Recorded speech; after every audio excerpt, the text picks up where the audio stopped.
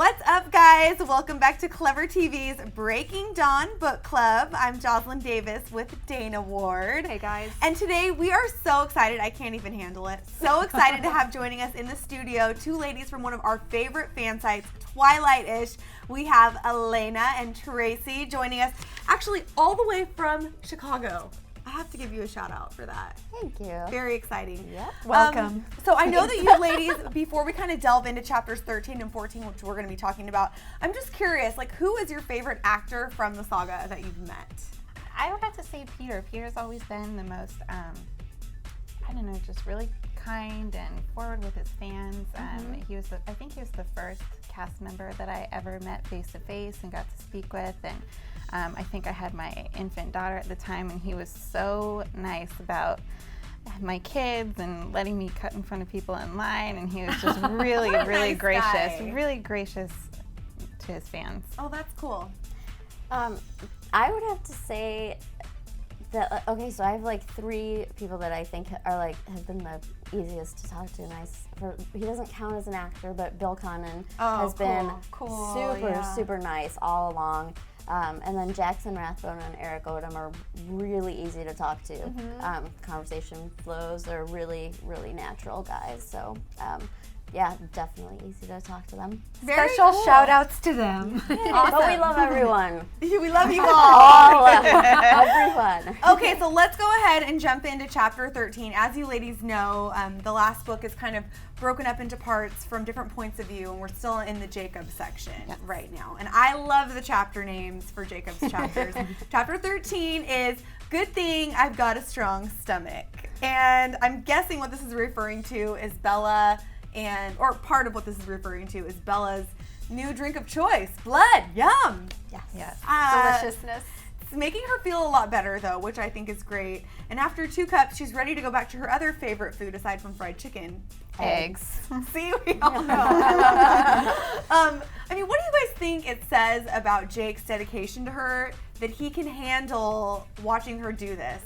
I think it says a lot. Yeah, I think that he would do anything for her. I think that his initial instinct as a werewolf is to stay away from her, stay away from the Cullens, but his overall love for her as a friend, and in some cases more than that, sort of trumps his werewolf instinct, and he would stand by her clearly through death. Yeah, definitely. Totally. And we kind of thought maybe this is, you could even look at it as foreshadowing, because she's drinking the blood to save the baby. Do you think that there's some sort of pull or connection for him because of that? That is what I thought. I remember the first time reading it through, I just thought that it was because of his love for Bella, but after going through it a second time, I realized that it was very much foreshadowing his connection with Renesmee, and wondered if maybe the reason why she was feeling a stronger connection to him and he was feeling a strong connection to be physically near her had something to do with his connection that would later on be with Renesmee.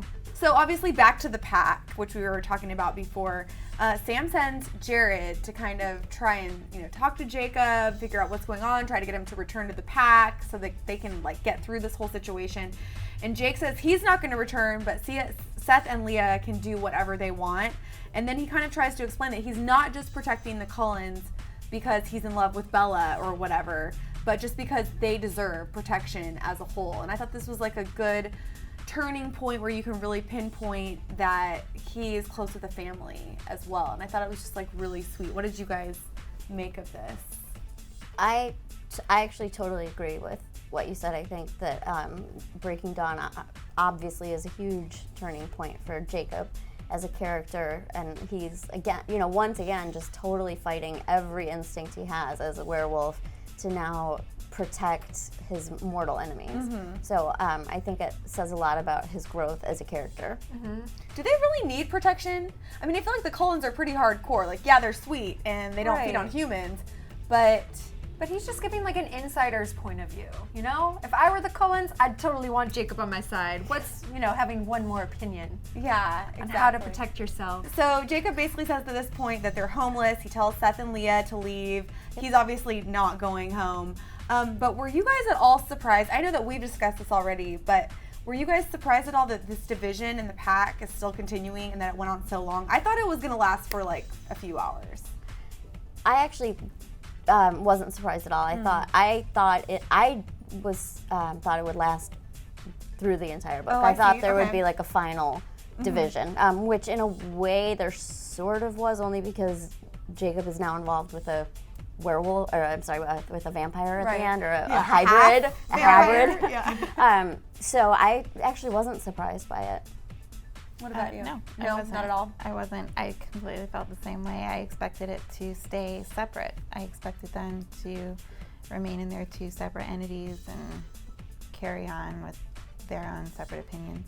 Interesting. I think it's just because we think of them still, as children, and usually when kids say they're running away, it's like 20 minutes. They come back. come back. Oh, yeah, I'm okay now. yeah, I'm over I ran it." away, but I'm over But it. these events are a little bit more significant Yeah. than most of us children ever do. That's actually the whole reason that Sam wouldn't let Embry go and talk to Jacob, was because he was sort of a teenager and didn't have anything tying him down and was afraid that he would run away. Exactly. So I think that, that was why I thought maybe it would last the whole way. It was because Sam purposely kept the vulnerable werewolves away from Comparatively, the, yeah. kept them His out of it. representatives intentionally with very specific reasons. calculated. Yep, totally. Smart dude. Good job, Sam. So now we're moving on to chapter 14, another stellar chapter name.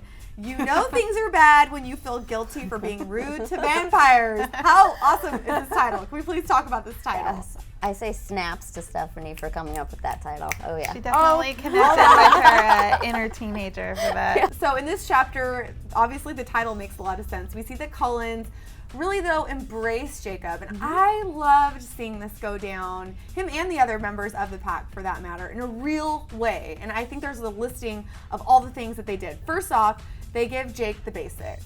Their home, their shelter, their food. And I just love, how did you guys feel about just kind of like seeing them interact, like hanging out at the house?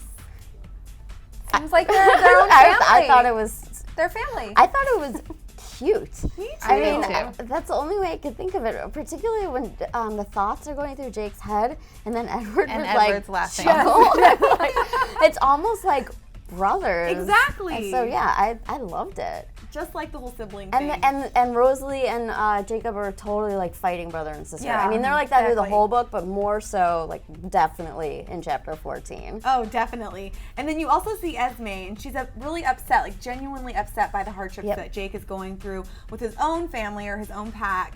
And she's really motherly here. And I love that because, Jake doesn't have a mom, and to have her there, and she even reminds him of his own mom. I thought it was just so sweet. I love Very her character. touching. Yes, I resonated Yeah. with Esme a little bit in this chapter. How so? Well, I'm a mother, and so immediately I'm thinking these poor teenagers are living in the woods naked and alone and unfed.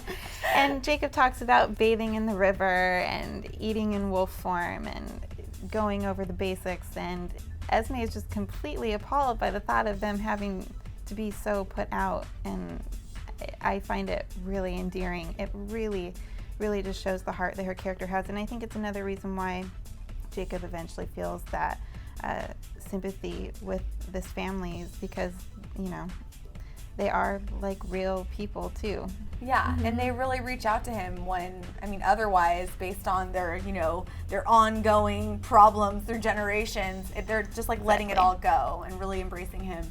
And then, of course, Edward tells them all, you're not homeless, you have a place with the Cullens, which is like the biggest thing ever for him. He knows that he needs Jake at this point, but I thought it said a lot. And I love what you were talking about too. Like, they're, him hearing the thoughts and laughing. Yeah. I thought that's so funny. Sometimes I'll find myself forgetting that Edward can hear everything.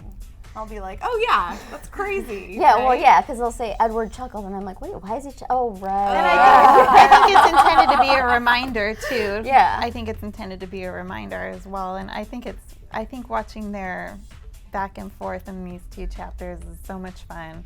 And really it also demonstrates, what Edward is willing to do for Bella to keep her comfortable and happy, because I don't think he's any more comfortable with Jacob in the house than Jacob is being there. Yeah. No, and actually, I totally agree with you. And in this chapter, the title says that Jake is starting to warm up to them, but I think you really see it when I think it was the food. Yes, the food he was Esme gave him to give to Lee, and in his head he's like, oh, she's never gonna eat this, and I think it was the food, and then he says to Edward in his head, don't tell Esme that I just said that in my head. Let her think that we're eating it. So like he didn't even want to make her, Jake no longer wants to make them feel bad at all. So I definitely think that while Esme and the Cullens are warming up to him, he's totally warming up to them. Yeah. And there's a certain cares. amount of respect that's building for both parties as well. Yeah. One of the other things that really got to me was the Carlisle relationship that really starts to build with Jake when he talks to them and really genuinely wants Jake's opinion about their hunting. Yeah. And I don't know, Carlisle is just, there's just something about him that I feel like people are really drawn to him. You know what I mean? Like, how could you ever hate that guy? I don't think that you could.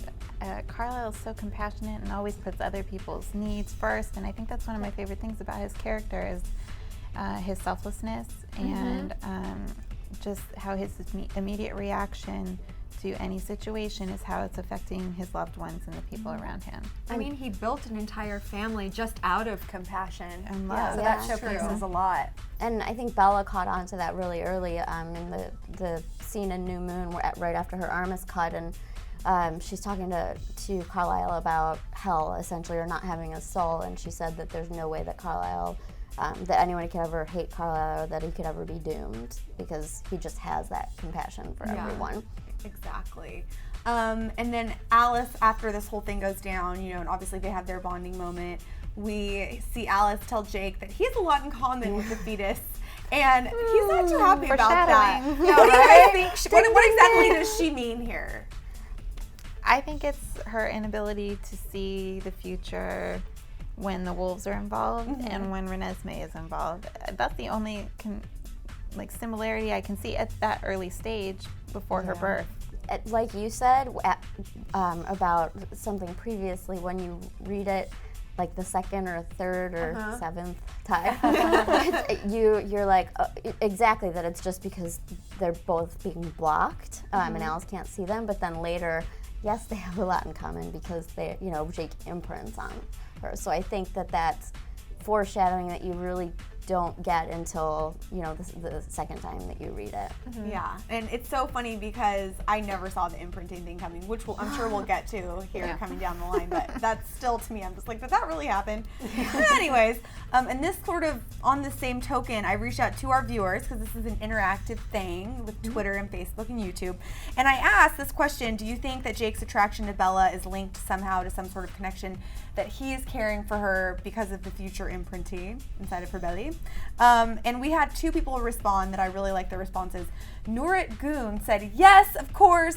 This is also why Sam was so attached to Leah, because she was related to Emily and they met because of her. I Wow. never I thought never about thought of that. that. That's impressive. I never put that together. Wow. All right, yeah. You are a Okay. deep person, Nurit Goon, let me tell you. And I think she's read it 12 times. Damn. I'm sorry. Good job. Yeah, I had never thought of that before, and I just thought it was really telling and probably true. Yeah. you It know? makes sense. Yeah. And then Chelsea Wilson said, I think to start off, Jacob and Bella have been childhood friends, and it was sort of like a family love that he had for her that maybe he couldn't understand, but that it wasn't an imprinting thing at all. That he just had this really strong family love for her. I don't know if I agree with that, but hey. Yeah, I mean, it's definitely a totally A factor. plausible explanation, but I absolutely think that the whole Bella attraction was because of Renesmee coming along down the line. Coming down the pipeline, Yes. so to speak. Yes. So what would you ladies say was your favorite part of these two chapters? I really enjoyed the interaction between Jacob and Carlisle. I appreciated getting to see these two people communicate really kind of for the first time in the entire series. Most of the communication between the two clans or covens has been with Jacob and Edward up until this point, and it was nice to see Jacob really just communicate with all of the Cullens in general in these two chapters and get to know them better. My favorite part was totally when Bella first drinks the blood, particularly when she cringes and you think that she's going to hate it, but she's like, I like it. Like she's cringing because she doesn't know if she should feel like that or not. But I'm excited to see that being portrayed on screen. Just kind of the surprise of that, I think. So That was actually my favorite part as well. But I think it was more just thinking like more scientifically, like why does she like the blood? Is it because she's becoming? Partially, she's sharing the blood and the fluid with her little one. Is she becoming part vampire, or is she just soothing her little one? Like, I just liked thinking about why she was enjoying it. It was interesting. Yeah. Especially after the last 2 chapters we discussed really had a lot of science going on with the chromosomes and all that. It's way over my head, but I loved it. Minds. Yeah. So I actually want to reach out to you guys and ask you what you thought about what one of our viewers said, Noura Goon, and this isn't exactly about these chapters, but the whole imprinting thing, which is coming up. I'm curious to think if you guys, or to hear if you guys agree with Noura Goon, who said that was why Sam was also attracted to Leah, because she was related to Emily, and if this is a trend that we would see if we were to live in Forks, Washington for any extended time period. So hit the comment section and weigh in on that, as well as all the favorite moments from these ladies. And of course, I want to give you guys the opportunity to let our viewers, I'm sure they all know where to find you, but how can they stay in touch with everything that's going on in Twilight-ish? Sure. You can reach us on Twitter at Twilightish, or you can read our blog at www.twilightish.com. It's that easy. Yeah, so simple. Well, thanks again, ladies, for coming in. Thank you. And you guys out there watching, thank you so much for tuning into this week's Breaking Dawn Book Club. Make sure to stick with us each and every Saturday leading up to the big movie premiere, because we'll be bringing you all the details. I'm Joslyn Davis with Dana Ward, and Hey, guys. we'll see you next time. Bye. Bye.